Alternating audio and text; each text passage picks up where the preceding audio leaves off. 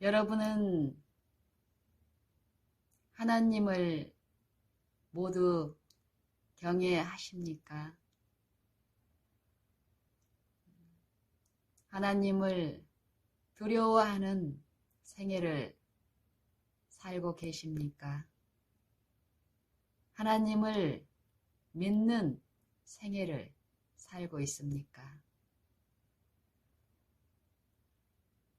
내 가족과 내 이웃은 내가 공언하는 하나님을 경외하는 삶, 하나님을 믿고 신뢰하는 삶, 하나님을 두려워하는 내 생애를 내 가족과 내 이웃들, 내 교우들은 어떻게 평가하고 이해하고 있을까요? 그들도 내 공언에 외향적으로는 그렇게 인정한다라는 그런 사귐을 하고 있을지를 모르지만 그들의 속 생각은 우리는 모릅니다.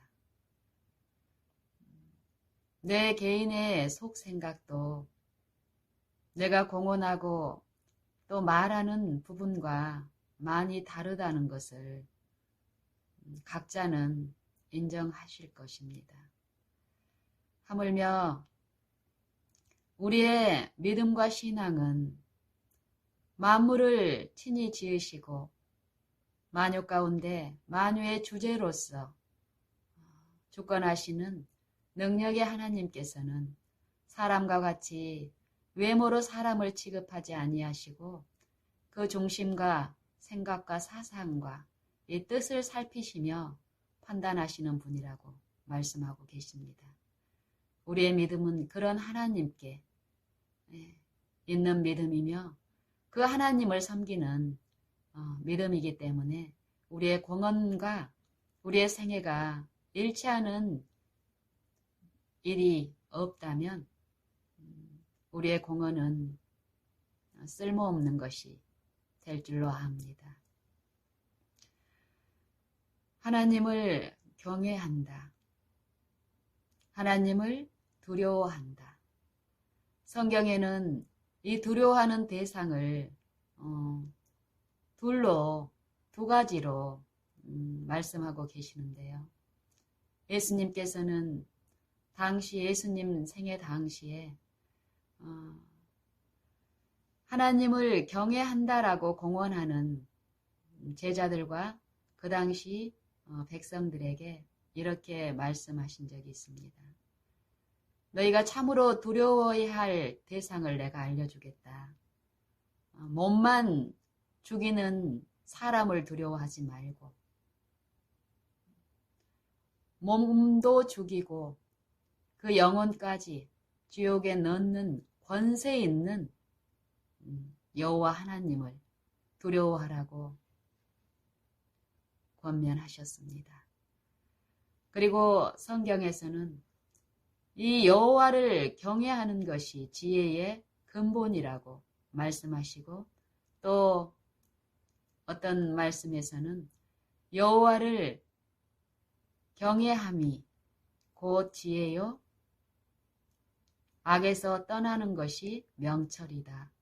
이런 말씀을 욥기 28장 28절에서 말씀하십니다.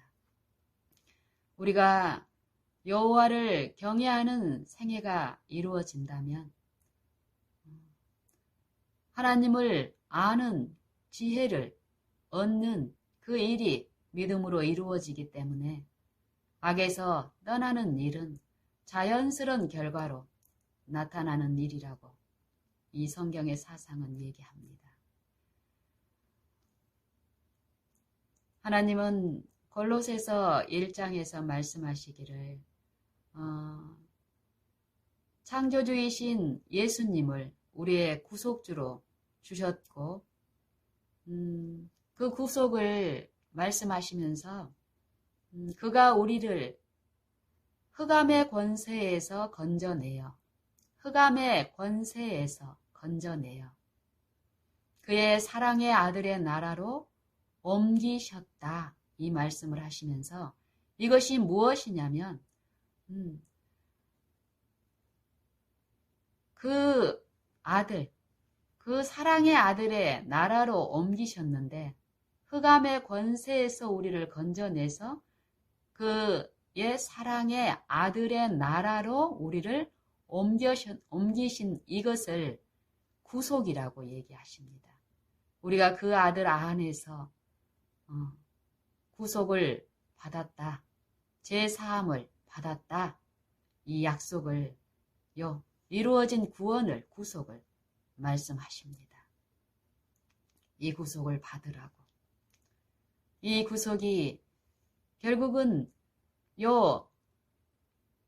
태초에 천지를 창조하신 이 창조주로서의 그 아들을 통해서 모든 창조의 일들이 이루어졌고 만물들이 이루어지고 그 만물의 머리로서 그리스도가 계시는데 이 구속도 이 창조의 능력으로 창조주이신 그리스도를 이 육체에 보내셔서 육체 가운데 생애하시는 요 친히 하나님의 말씀, 영생의 말씀을 받아들이고 생애의 그 품성을 받아들이는 진리의 말씀을 듣고 실제 자기가 그 진리의 복음에 참여하고 이루어진 그 복음을 생애와 품성을 통해서 백성들에게 가르치는 이 일을 통해서 구속을 이루셨다라고 얘기합니다.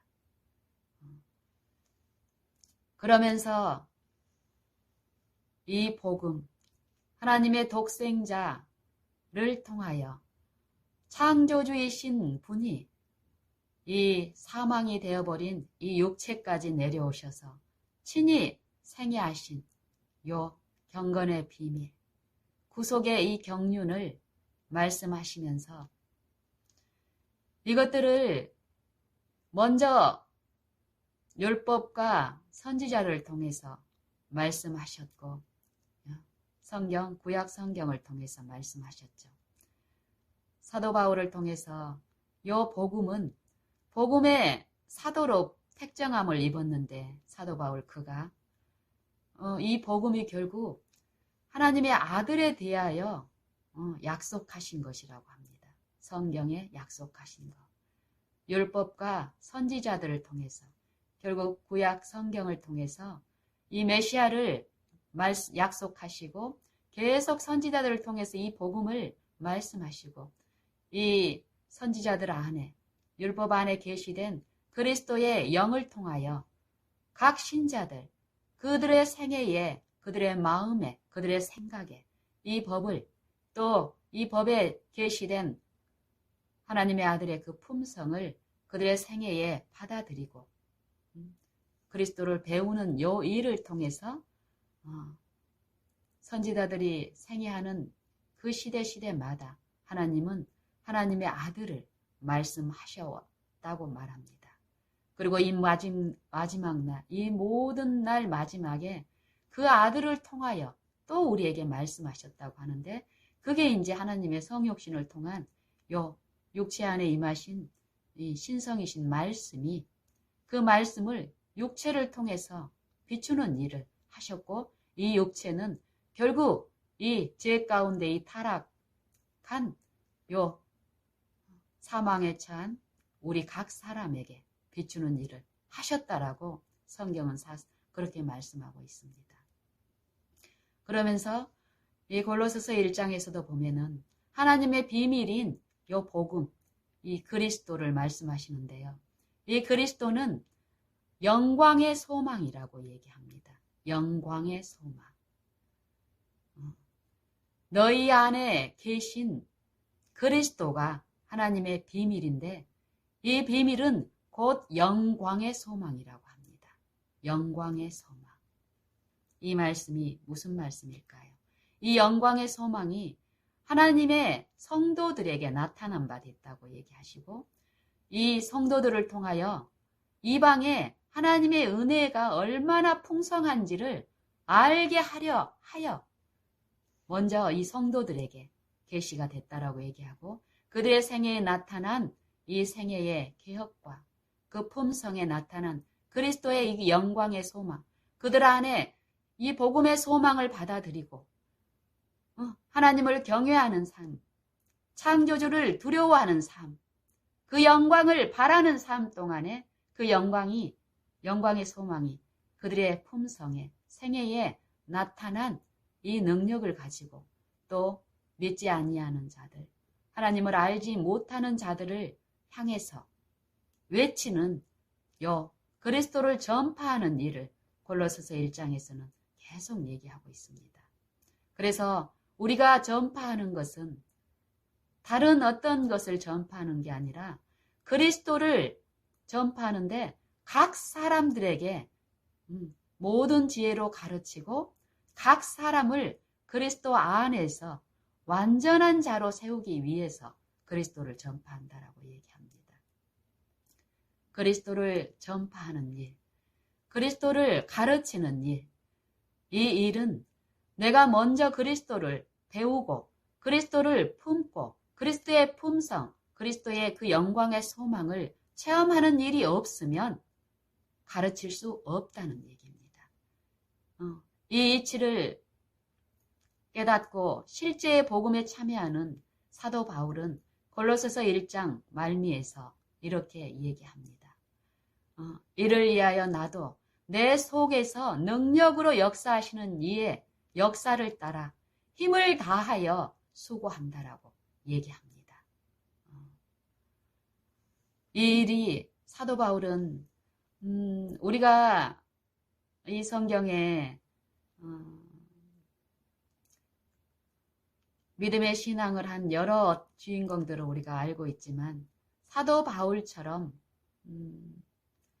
우리가 이 육신의 입장에서 봤을 때 육신의 어떤 고난이나 하나님을 섬기고 그 복음에 참여하며 전하는 일 동안에 당하는 이 수고와 고통과 고난은 사도 바울만큼 당한 사람은 없을 줄로 압니다. 우리가 이제요 기록에 나타난 것만 봐도요. 그리고 영적 그 싸움도 하나님은 차별하지 않으시니까 각 사람의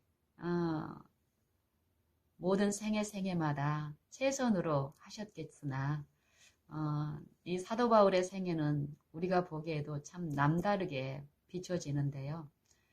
그런 이 사도 바울의 이 고난의 생애를 사도 바울은 그렇게 얘기하지 않습니다.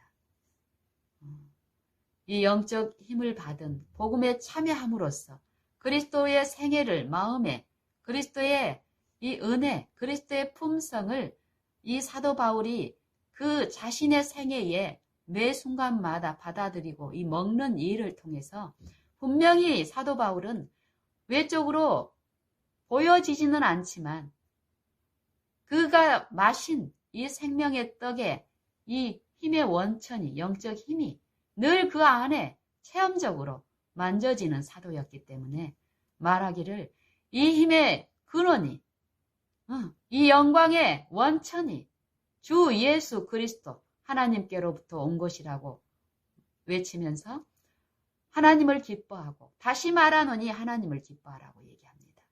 우리의 가진 능력은 우리 안에 있는 것이 아니라 육체 안에 있는 것이 아니라 하나님께 있는 것이며 믿음으로 하나님을 우리 마음에 모셨을 때 그 능력이 우리를 지도하고 주장하고 주관하고 지배함으로써 그 능력에 참여하는 자로서 살 수 있다라는 이 실제의 경건의 생애를 하나님을 경외하는 생애의 어떠함을 그의 서신서에서 외치고 있습니다.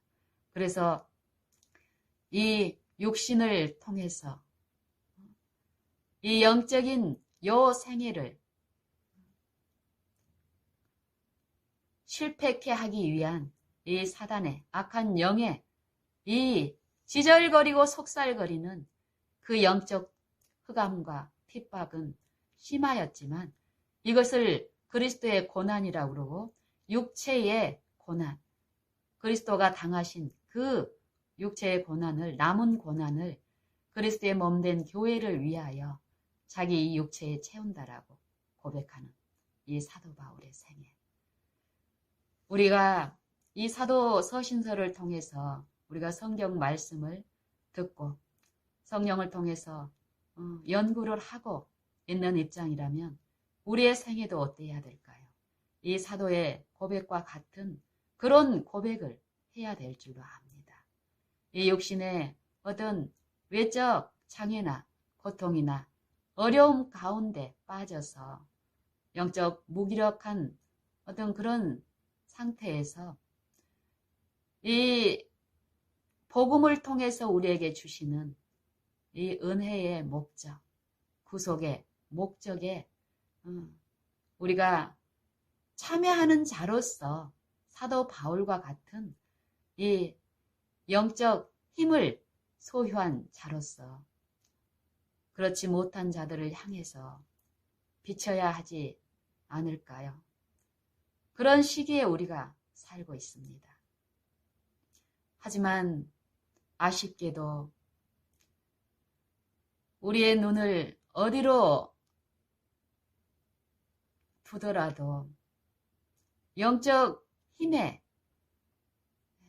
공급을 받고 사도 바울과 같은 육신의 이 의의 고난 가운데서 사단의 실제적인 핍박 중에 있을지라도 영적인 힘의 근원이신 이 영생의 원천이신 성령의 인도하심을 받으면서 나는 날마다 죽노라. 하나님의 그 생명에 참여하기 위하여 스스로 부활에 이르기 위해서 어떻게 하든지 그리스도의 그 죽음과 그 고난에 참여하려고 힘쓰는 그 일을 한다라고 외치는 이 모습을 우리가 보면 좋겠습니다. 우리의 믿는 신자들 생애 가운데서. 그냥 이 기별 속에서뿐만이 아니라 이 생애, 실제의 생애에서 그리스도를 모시고 그리스도의 삶의 원칙과 그리스도의 그 품성, 그리스도께서 생애 가운데 품으셨던 하나님의 생각과 하나님의 뜻을 실제로 우리 마음에, 우리의 생애에 배우며 받아들이며 우리의 것으로 품는 그 생애를 통해서 이게 의무가 아니라 고행이 아니라 사람이 준행하면 이로 말미암아 삶을 얻을 내 율례를 알게 하였고 주었다라고 얘기합니다. 하나님이 이 율법 속에 있는 이 영생의 가르치심, 실제로 살아있는 능력의 이 말씀은 이 말씀을 듣고 순종하는 자들의 생애에 단지 이 의무를 순종하면 이거에 대한 축복이 나중에 이르러 오는 것이 아니라 이 말씀에 순종하는 이 삶 자체가 그 영생을 내가 실제로 맛보고 그 영생 안에 거하는 일이라고 얘기합니다. 사람이 준행하면 이로 말미암아 삶을 얻을 내 율례를 주었고 내 규례를 알게 하였다라고 얘기합니다. 그리고 하나님은 우리를 거룩하게 하시는 분이라는 것을 알게 하려 하기 위하여 알게 하려는 목적, 우리를 거룩하게 하신 이 하나님을 아는 것, 그의 보내신 자를 아는 것이 영생이라고 하는데요. 이 거룩하신 분이 이 거룩하지 않고 경건치 못한 우리 죄인들을 불러서 경건케 하시고 거룩케 하시는 분으로서 알게 하기 위해서 우리에게 안식일을 주어서 우리와 하나님 사이에 표징을 삼으셨다라고 얘기합니다. 그렇다면 우리가 하나님의 말씀을 순종하는 일, 그리스도의 품성을, 그리스도의 이 생애의 원칙을, 자아희생의 원칙, 자기를 부인하고 이 육체에서 죽는 자기 십자가를 지는 이 생애마다 이것이 우리에게 요구되고 있는데 이 다른 사람을 취급하는 것, 또 하나님을 요 매 순간마다 경외하는 삶, 이 삶이 고행일까요? 아니면은 기쁜 생애일까요? 어떤 생애여야 될까요? 저는 과거의 내 신앙에서는 이게 믿음이 무엇인지, 이 하나님을 경외하는 것이 무엇인지 성경적인 이론은 가지고 있었지만 실제 생애에서 체험적으로 알지 못했을 때는 그 축복을 맛보지 못한 내 생애 가운데서 이루어진 이 신앙은 고통이고 고행이었습니다. 그때 나는 그때 나는 지글지글 영원히 태우는 성경에 있지도 않은 그런 지옥을 믿고 있었습니다. 그리고 이 사람이 이 하나님의 심판으로 이 악인으로 입증된 그 악인들을 하나님이 영원히 죽이지도 않고 이 살아생전에 이 몇십 년의 이 인생 동안에 하나님을 믿고 신앙을 제대로 안 했다고 결정된 이 악인을 영원히 죽지 않고 이 영혼을 살려두고 고문하는 그런 지옥이 있다고 생각하고 있었습니다. 그리고 나는 믿음으로 구원을 받았기 때문에 그 지옥에 가지 않게 되었다고 안심하고 살았었습니다. 하지만 그런 생애에서는 하나님이 사랑이라고 말씀은 듣고 사랑이라고 내가 공언을 하고 그 사랑을 내가 받아서 구원을 받았고 지옥에 가지 않을 운명에 놓여 있다라고 감사하는 그것을 공언했지만 내 생애에는 실제로 내가 공언하는 그런 사상으로 내 생각과 내 품성이 이루어지어 가는 그런 기쁨이 없었기 때문에 내 생애는 가면 갈수록 참담하고 어려웠습니다. 곤고하고 내 몸에 이 육신적인 이 피폐함은 말할 것도 없이 이 영적에 이 평안함이 없고 쉼이 없는 상태는 밤에 잠을 이루질 못했습니다. 불면증이 심했고 심각했고 그로 인해서 이 육체의 어떤 건강의 상태는 더 악화되었고요. 하지만 그때의 내 신앙은 그때의 내 상태로는 알 수가 없었습니다. 하지만 그때의 그런 신앙을 하고 있을 때 누군가가 그런 지옥이 없다라고 혹시 누군가가 말했다면 나는 굉장히 분노했을 것 같습니다. 왜냐하면 그런 힘든 중에도 내가 어떤 신앙을 하고 있었거든요.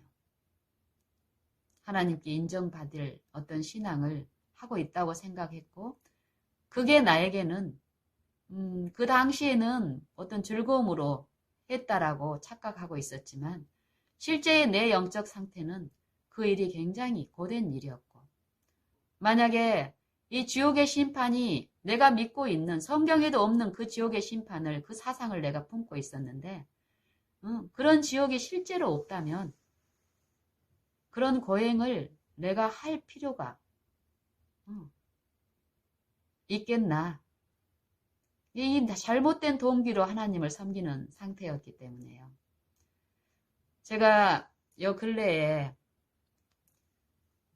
영혼 불멸 성경에는 반드시 이 영혼은 멸한다라는 요 사상을 진리로 가르치고 있고요. 또 성경에는 지옥이 없는 것이 아니라 지옥은 있습니다. 하지만 우리가 잘못된 사상으로 이 사단의 영에 의해서 미혹되어 있는 요 영원 불멸의 사상으로 영원히 악인들을 지옥에서 태우면서 고문하는 이런 지옥은 성경에 없는데요. 제가 과거에 가졌던 그런 잘못된 이 오류 가운데 이 신앙을 하신 분들이 최근에 제가 이렇게 관계하는 어떤 여러 이런 경우에서 그분들의 이 지옥이 없다고 하는 요 사상에 대한 이 반박이 엄청납니다. 이 분노가. 이걸 보면서 과거에 내 신앙이 어떠했고 또 실제로 이 잘못된 교리가 아니라 성경의 가르침대로 내 삶에 이루어짐으로써 이 가르침을 통해서 내 마음에 이루어진 이 평안과 실제의 안식 이것들로 인해서 이루어진 요 내 생각과 이 사상 속에서 내 품성 속에서 이 재현되는 하나님 아버지의 그 품성 이 품성을 제대로 하나님의 성령의 계시 가운데 인도함 가운데서 내 생각과 사상 속에서 이 성경의 진리대로 하나님을 알았을 때 이르러 오는 이 생명 요 행복과 요 기쁨이 좋다라는 것입니다. 이전에 내가 누릴 수 없고 가질 수 없고 소유할 수 없었지만 지금 내가 하나님을 알면 알수록 하나님의 품성을 실제의 하나님을 통해서 성령을 통해서 내 생애 가운데서 실제로 하나님을 모든 내 일마다 관계마다 나의 주권자와요 나의 스승으로서 나의 아버지로서 내가 그분을 존중하고 그분의 모든 말씀은 변함이 없고 말씀 그대로의 진리라는 것을 인정하고 그 진리가 내 마음속에 들려지고 이루어지기를 원하는 마음으로 이 무력하고 무가치한 이 육신을 그리스도께 전적으로 드리는 일, 내어 맡기는 이 일을 통해서 이 생애 가운데서 하나님의 영에 의해서 실제로 바라는 일을 통해서 바라는 신자들 안에서 하나님의 성령을 통해서 하나님의 그 형상을 계시하시고 또 그 의를 보여주시면서 자기의 의로우심을 나타내사 자기도 의로우시고 예수 믿는 자를 의롭게 하시는 요 믿음으로 말미암는 의의 가르침.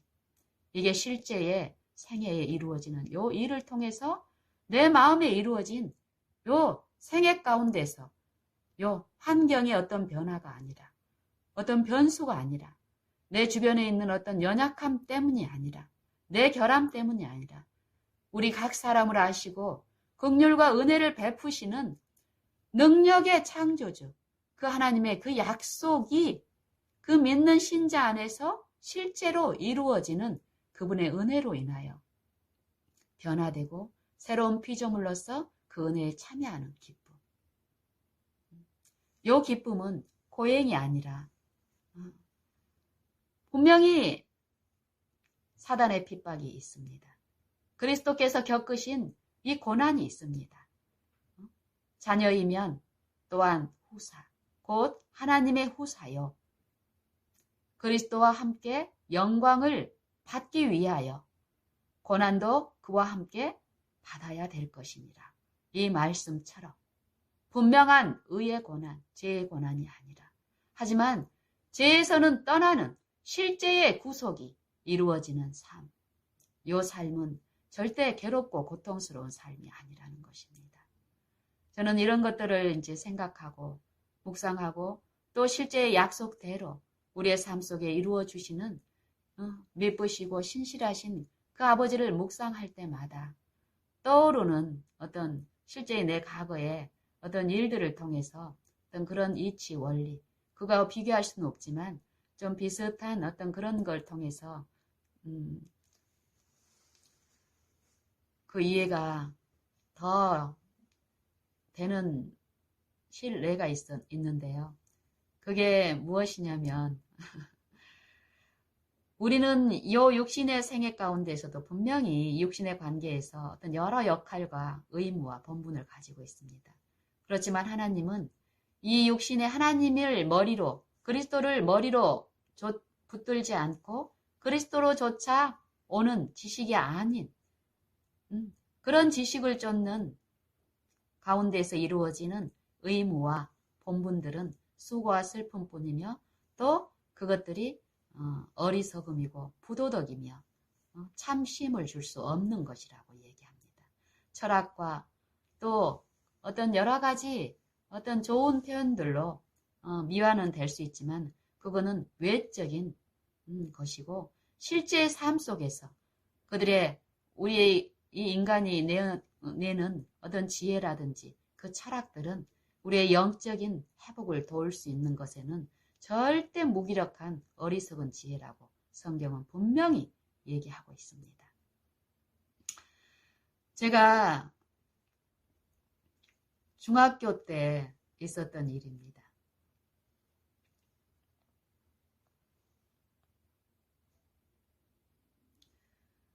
저는 중학교 때 시골에서 다녔는데요. 저 땅끝 해남에서도 저 끝에 바닷가 끝, 땅끝이라는 곳에 이제 살았습니다. 중학교 때 저는 시골 학교에서 다녔기 때문에요. 또 이제 제가 다녔을 때 어떤 특별한 어떤 상황이 영어 선생님이 부재인 경우 시기가 좀 한참 있었어요. 제가 중학교 1학년 들어가기 전에 이제 오빠들이나 또 이제 선배들 얘기를 통해서 이제 그때는 국민학교였죠. 국민학교 때 배우지 않는 어떤 새로운 과목을 배운다라는 이런 이제 정보를 듣잖아요. 그게 이제 영어라는 과목인데 이 영어를 배우려면 잘하려면 알파벳 이것을 먼저 이제 배우고 가야 된다. 우리가 이제 초등학교 들어가기 전에 한글을 배우려면 기역, 니은 이 한글의 알파벳을 배웠던 것처럼 중학교 들어가기 전에 저도 영어를 잘하고 싶고 또 중학교가 주는 어떤 이미지가 있잖아요. 초등학교하고는 다른 내가 많은 어떤 지적으로 향상이 되고 어떤 그런 어떤 느낌이 주는 그런 감화가 있는데 남다른 열심으로 들어가기 전에 이 알파벳이 4가지가 있죠. 인쇄체가 있고 필기체가 있고 인쇄체에서도 대문자, 소문자가 있고 필기체에서도 뭐 대문자, 소문자 이게 있는데 제가 그거를 열심히 이제 했습니다. 그러고 들어갔습니다. 그런데 1학기 동안에 저희 영어 선생님이 계셨는데 영어 선생님이 1학기 동안만 계시고 가셨어요. 그때는 뭐 철없어서 이제 몰랐는데 나중에 이제 생각을 해보니까 교생 실습 중에 이렇게 군 복역 이런 식으로 해서 6개월만 하고 이렇게 가셨던 것 같아요. 그래서 1학기 그러니까 1학기 동안에도 별로 배운 기억이 없어요. 영어에 대해서는. 다른 과목에 대해서는 정식 과목의 담당 선생님들이 계셨기 때문에 시골 학교라도 그 당시에 제가 다녔던 중학교는 한 학년에 8개 반이 있었어요. 그리고 각 반에 60명이 넘었었어요. 이게 규모가 꽤 컸었죠. 그래서 뭐 이렇게 시골 학교라서 뭐 이렇게 좀 배움이라든지 선생님들의 어떤 이런 것들이 소홀하고 이러지는 않았었어요. 다른 과목에 대해서는 선생님들이 실력도 있었고 즐거운 배움을 할 수 있는 어떤 여건이었지만 이 영어에 대해서는 요 1학년 1학기 때도 내가 들어가기 전에 했던 이 알파벳을 배우는 그 정도의 어떤 일들밖에 안 했어요. 그리고는 2학기 이 한 학기 동안에는 선생님이 아예 안 계셨기 때문에 요 다른 과목 선생님들이 요 빈 시간에 이렇게 대타로 이렇게 들어오셔가지고 이렇게 지도하는 식으로 이루어졌기 때문에 어쨌든 제 이 영어 실력이 알파벳을 확실하게 터득한 이것 말고는 중학교 2학년 때도 마찬가지였어요. 중학교 2학년 때도 국어 선생님이신 어떤 남 선생님이 영어도 같이 이제 전담해서 가르치셨지만 제 수준이 다른 친구들은 모르겠지만 제가 이제 다른 과목들은 좀 그래도 괜찮게 조금 했는데 이 영어 점수가 형편이 없었어요. 그리고 그러니까 담임 선생님이 저하고 이제 이렇게 상담을 하면은 영어 성적이 다른 과목에 비해서 이렇게 안 좋으니까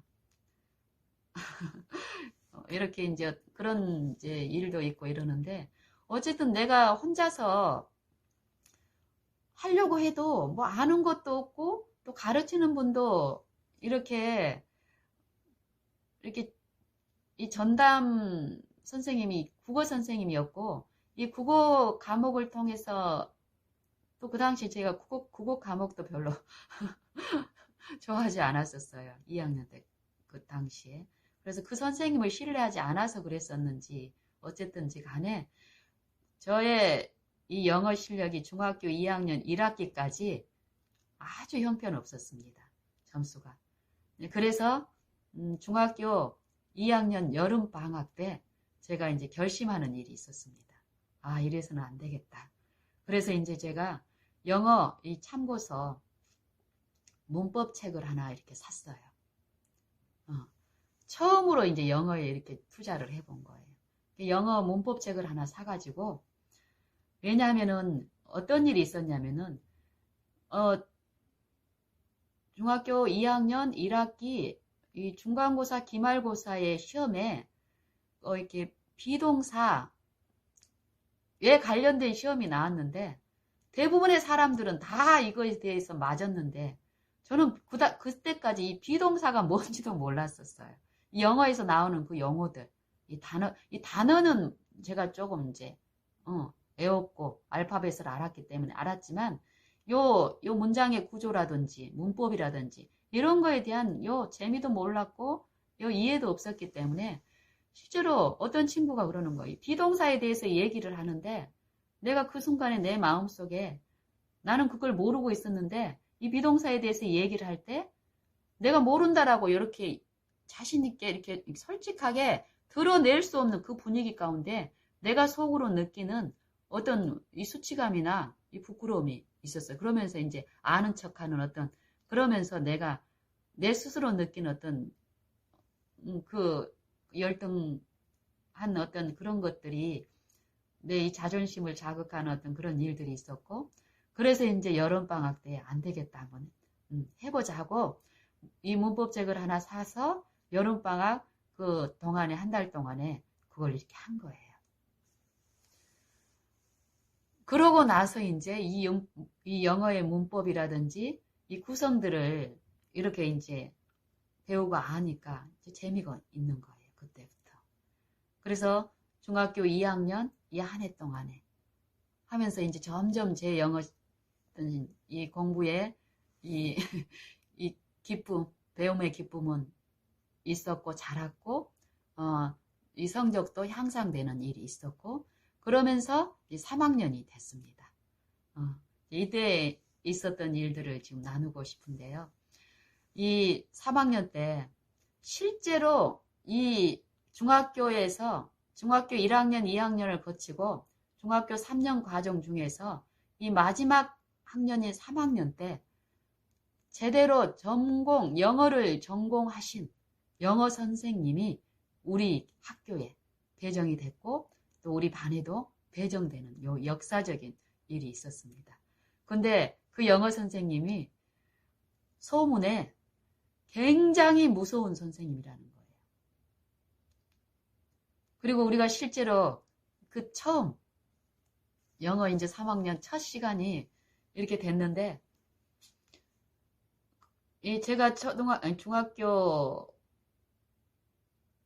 시절이면, 지금부터 한 3, 40년 전이죠. 그러니까 그 당시에 이 화장법이라든지 또 치골이잖아요.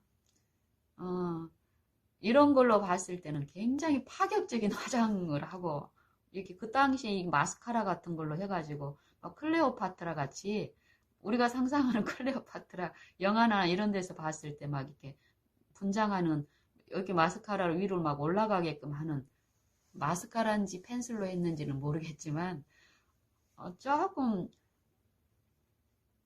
지적이신 분인데, 어떤 면으로 보면 좀 도끼가 좀 있는데 예쁜 선생님. 뭐 자신감이 막 넘치는 선생님. 그리고 막 파마도 해가지고 어쨌든 이런 인상의 선생님을 처음 만났습니다. 그리고 첫 시간에 말씀하시기를, 그러면서 이제요, 어떤 걸 이 손에 들고 계시냐면은 요렇게 퉁퉁한, 예전에 그 밀대 걸레에 이 대자루처럼 요렇게 엄청 이 통통한 이 긴 막대기를 회초리로 가지고 들어오셨어요. 그 선생님도 아마 우리 학년의 영어의 심각성, 또 이제 그 당시에는 우리가 연합고사라는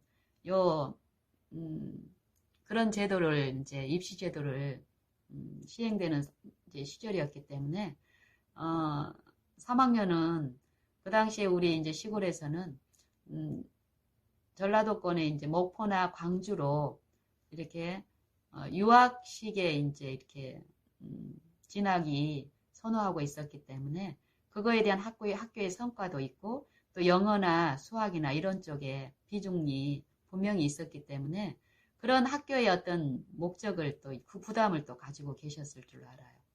어쨌든 그분께서, 선생님이 말씀하시기를 이 어떤 목표치를 제시를 하는 거예요.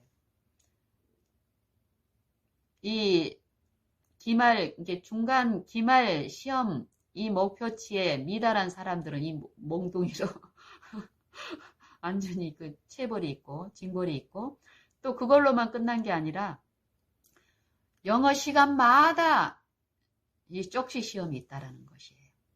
그리고 단어 시험은 기본이고, 그러니까 그동안에 이 영어의 어떤 기강이 전혀 없었던 우리 학년들이 이 선생님을 통해서 이제 받는 이 부담은 굉장히 컸습니다.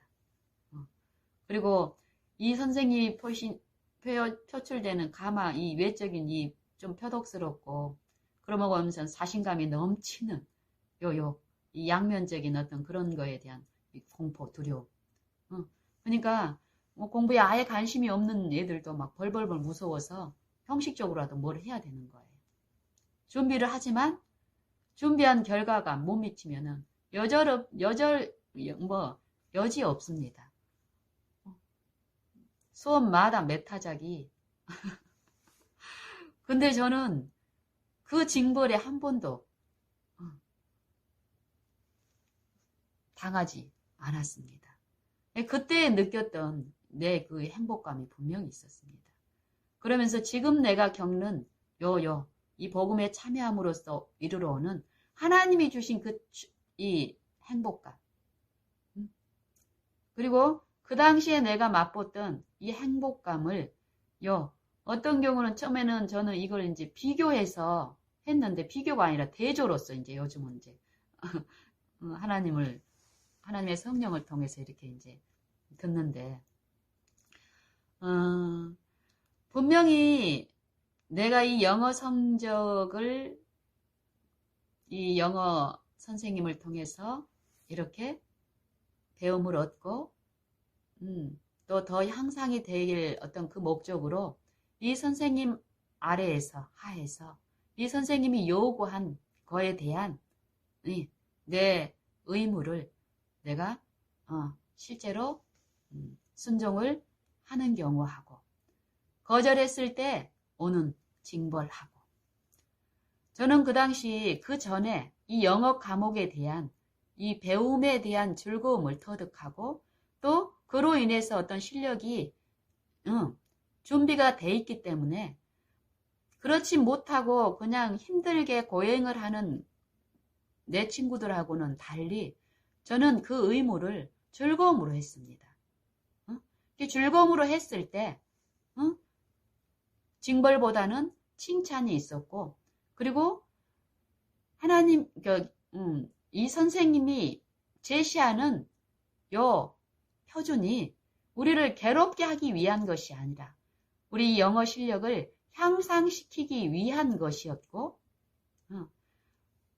우리의 이 약한 사람들은 어떤 목적을 성취시키기 위한 요 은혜의 힘이 없기 때문에 어떻습니까? 요 동기를 자극해서 그 목적의 성취를 이루는 그 지도에 따라오기 위한 강제적인 이 징벌을 내세우는 것입니다. 이거 하면 칭찬이 있고 이거 하지 않으면은 넌 벌 받을 거야. 이런 제시가 있는 거죠. 그래서 저같이 기쁨으로 참여하는 사람이 아니라 혹시 무서움으로 선생님이 제시한 요구들을 성실히 이행한 사람들은 실제로 이 실력 향상이라는 그 보상을 받는 친구들도 분명히 있을 것입니다. 그렇지만 대부분의 과반수 이상은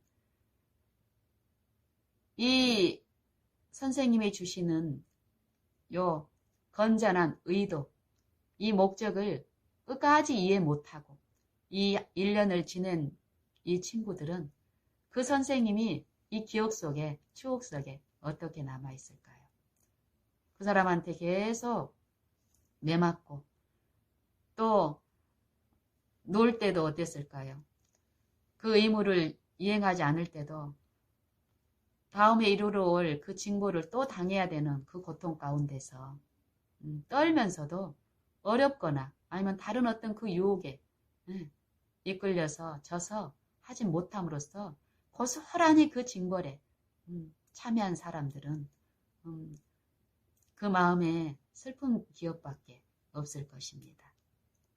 하지만 저와 같은 경우도 또 다른 친구들도 많이 있었겠죠. 근데 이제 저는 저밖에 기억을 못하니까 저의 그때 그 기억을 통해서 그 추억을 통해서 성령이 이제 우리에게 주시려고 하는 그 축복이 무엇이고 구속의 목적이 무엇인지 구속을 통해서 이루어 주시는 그 선물이 실제로 지금 이를 악물고 하나님의 뜻을 이 의무를 본분을 이 고행처럼 내가 잘 감당하면 그 선물의 축복이 나중에 오는 것이 아니라는 요걸 지속적으로 듣는 것입니다.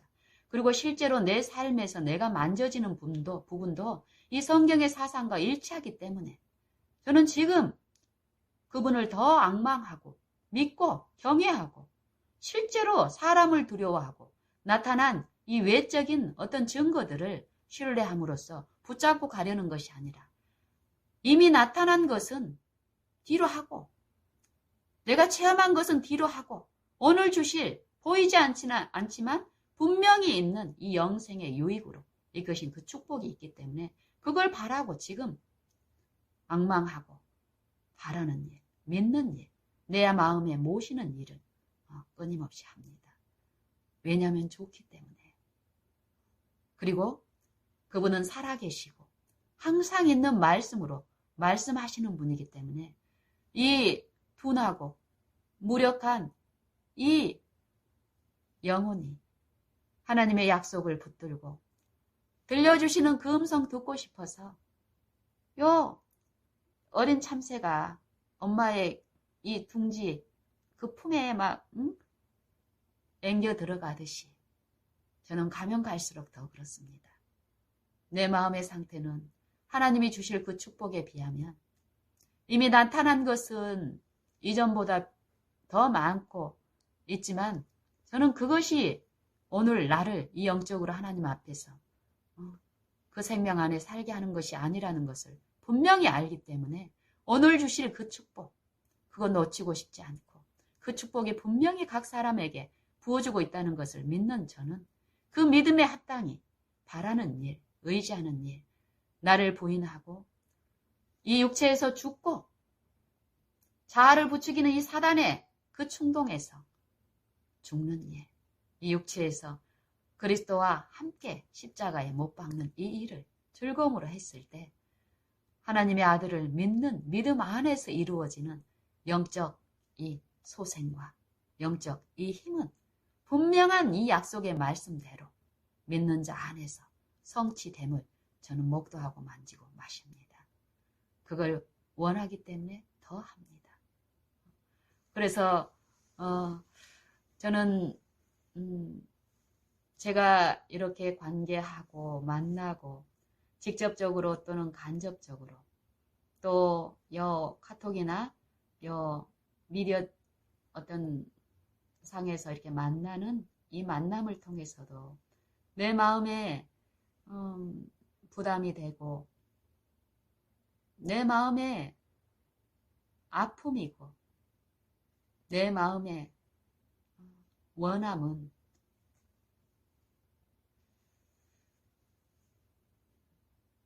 사도 바울이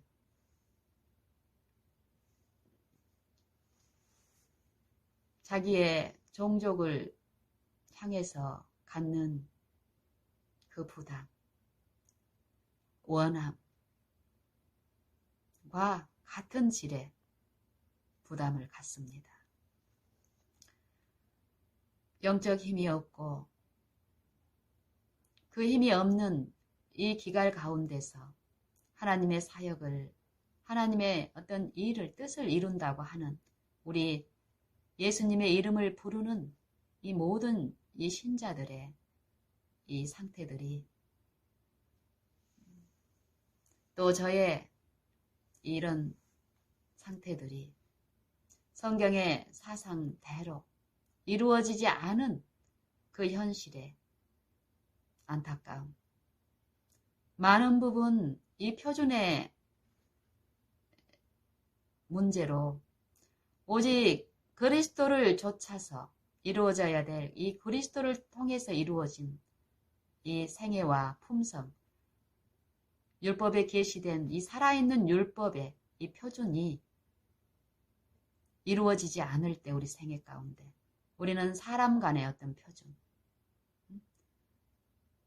이런 잘못된 표준 안에서 이루어지는 이 신앙은 참으로 참담합니다. 우리가 공언하고 예배 때 드리는 우리의 외적인 요 상태하고는 달리 현실 가운데서 이루어지는 우리의 이 공언과 달리 공언이 없는 이 이방이 겪는 이 무력함, 영적 무기력함, 오히려 더 곤고하고 핍절한 상태가 있습니다. 우리는 하나님의 말씀을 통한 그 빛을 분명히 받고 있는 하나님의 백성들입니다. 그렇다면 그 말씀을 실제로 내 삶에서 내 주권으로 모시는 하나님의 그 말씀이 내 생애에 이루어지는 의를 나누어 받는 이 실제의 복음에 참여하는 일을 통해서 내가 하나님의 참 백성이며 하나님의 참 아들로서 성령의 인도하심을 받는 그 증거가 내 생애와 내 품성에 나타나서 그렇지 않는 그 존재들에게 요 비추는 일, 요 일이 있어야 되겠습니다. 실제로 우리의 공언이 아니라 우리가 그렇다라고 이렇게 말로가 아니라 말이 없을지라도 내 생애가 이루어지는 내 존재하는 모든 곳에서 내가 행하고 걷는 그 원칙, 살아계신 의의 원칙, 그리스도의 생애와 그리스도의 품성 가운데 나타난 영생이신 아버지의 말씀이 이 육체를 통해서 계시됐는데 그리스도께서 쓰신 육체는 나와 여러분 각 사람의 죄의 몸이 돼버린 이 타락한 육체였습니다. 그 말씀은 그리스도께서 이 타락한 육체를 쓰시고 생애하신 모든 아버지의 말씀께 일치된 의를 이루신 그 공로는, 그 순종은, 그 의의 행동은 오늘 이 시간, 이 육체 가운데 살고 있는 나와 여러분 각 사람을 위한 것이었으며 그거에 대한 보증으로서, 약속으로서 성령을 우리에게 주셨다라고 얘기합니다. 너희는 다시 무서워하는 종의 영을 받지 아니하였고 양자의 영을 받았으므로 아바, 아버지라 부르짖느니라. 성령이 우리 영으로 더불어 우리에게 주신 그 영, 내 안에 이 육신을 쫓아 행하지 않고 영을 쫓아 행하는 우리에게 율법의 요구를 이루어지기 하시기 위해서 죄를 인하여 자기 아들을 죄 있는 육신의 모양으로 보내신 아버지. 그리고 이 자기 아들이 쓰신 이 육신을 섬기지 않고 육신의 이 죄라고 정죄함으로써 철저히 육신에서는 죽고 영으로서 하나님을 섬기는 그 생애가 우리 안에 이루어지게 하시기 위해서 성령을 주셨는데 우리가 이 생애 동안에 이 육체를 쓰시고 예수님이 십자가에 죽으신 그 죽음을 내가 인정하고 받아들이는 이 침례, 끊임없이 이 육체에서 죽고 자기를 부인하는 이 생애를 통해서 이루어지는 영을 통해서 성령을 통해서 성령의 인도하심 가운데서 이루어진 의의 고난을 인내로서 견디면서 하나님의 그 품성을 받아들이는, 배우는, 연구하는 이 실제의 생애는 절대 괴롭고 고행이 아니라 영적 힘을 실제로 지금 누리면서 가는 기쁘고 행복한 생애라는 것입니다. 이 행복은 다윗이 말한 이 행복은 일한 것이 없을지라도 하나님께 의로 여기심을 믿는 자에게는 그의 믿음을 의로 여기시나니 이 행복에 대하여 다윗의 말한 바. 다윗이 무엇이라고 말하고 있습니까? 성령은 우리에게 무엇이라고 말씀하십니까? 우리에게 지금 그리스도 안에 있는 구속을 통하여 이 하나님의 비밀인 그리스도를 통해서 우리에게 주신 이 복음은 무엇이라고 말씀하고 계십니까? 그 불법을 사하심을 받고 그 죄를 가리우심을 받는 자는 복이 있고 주께서 그 죄를 인정치 아니하실 자는 복이 있도다 함과 같으니라. 이 복을, 이 행복을 누구에게 주었냐 이 말이에요. 할례자에게 주었냐? 무할례자에게 주었냐? 성경은 이 얘기를 하고 있습니다. 구별 없이 차별 없이 모든 사람에게 주었다라고 얘기합니다. 아브라함 안에서 축복한 이 축복은 아브라함이 이 축복, 의의 축복을 받는 것은 아브라함이 하나님을 믿음에 이것을 저에게 의로 여기셨다 하노라 이 말이에요.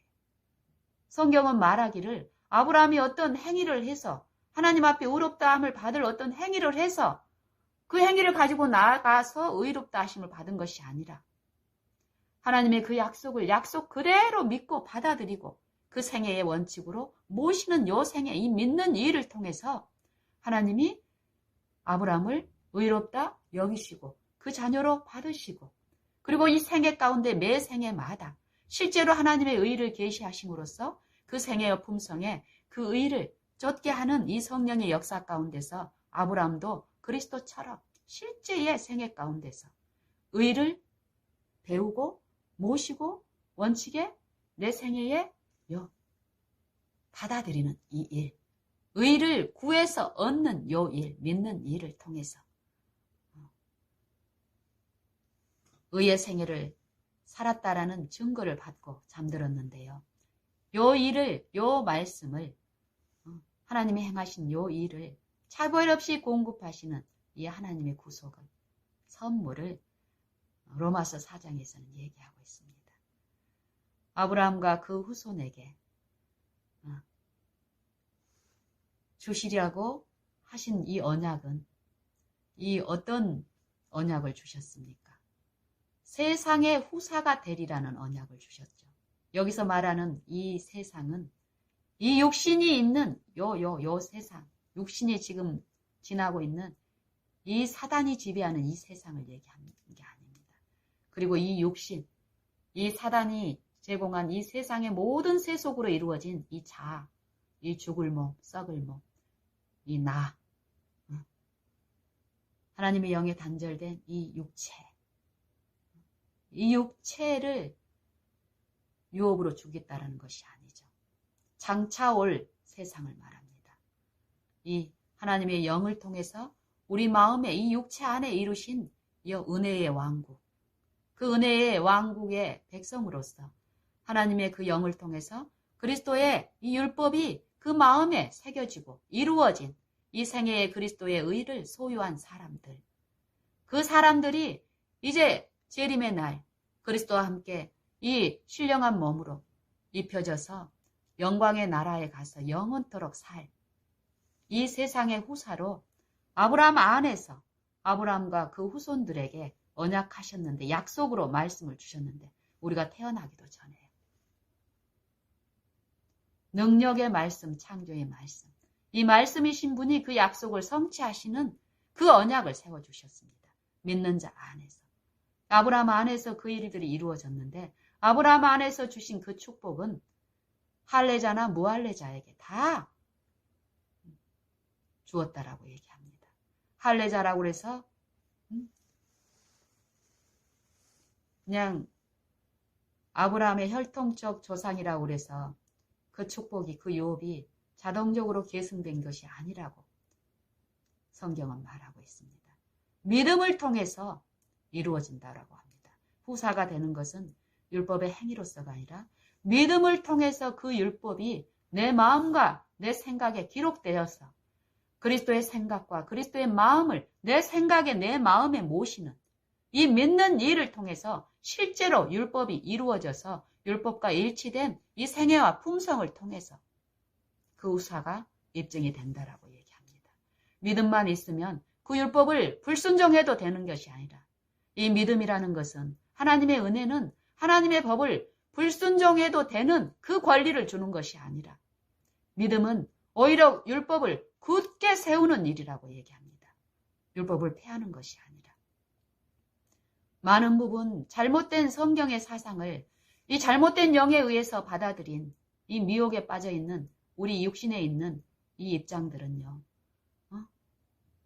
많은 부분 기만 가운데서 잘못 적용하고 잘못된 신앙을 하고 있기 때문에 실제로 성령을 통해서 그리스도를 통해서 이루어진 그 약속이, 축복이 보증으로, 소망으로 주셨지만 그 소망이 부끄럽지 않게 하실 목적으로 이 성령을 주셔서 이 소망이 실제로 우리 삶 속에서 이루어지는 요 일을 통해서 이 소망이 더욱 굳어지고 견고해지는 요 생애를 통해서 우리는 요 믿는 일이 더욱 믿음이 강해지고 장성해져서 그리스도의 분량에 장성한 분량까지 더욱 자라나면서 이 순종의 기쁨을 우리가 맛보는 생애가 된다면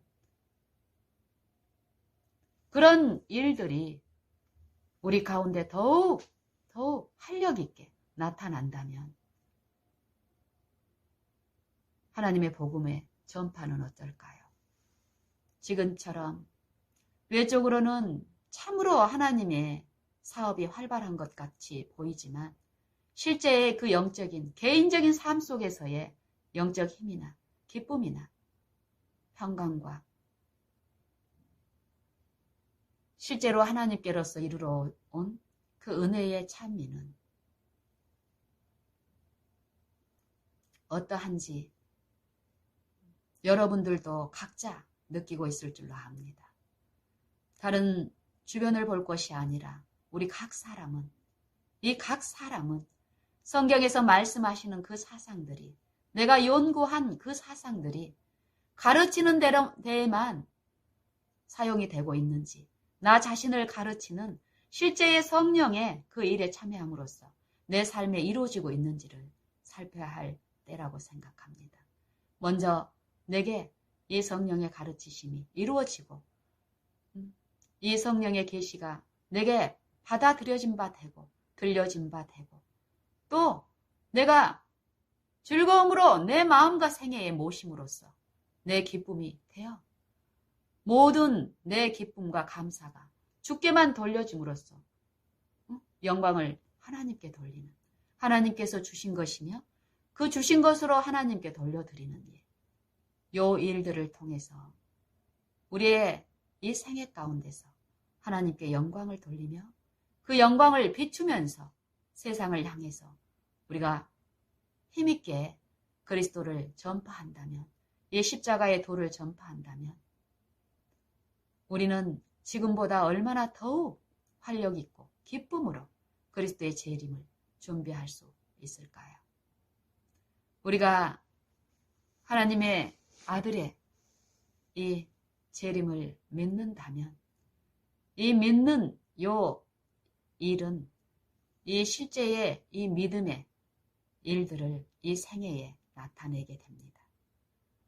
이 재림 때 어떤 일이 있을 거라는 이 빛을 받은 우리는 만약에 그 일을 내가 믿는다면 그것을 준비하는 그 일이 오늘 매 순간마다 있을 줄 압니다.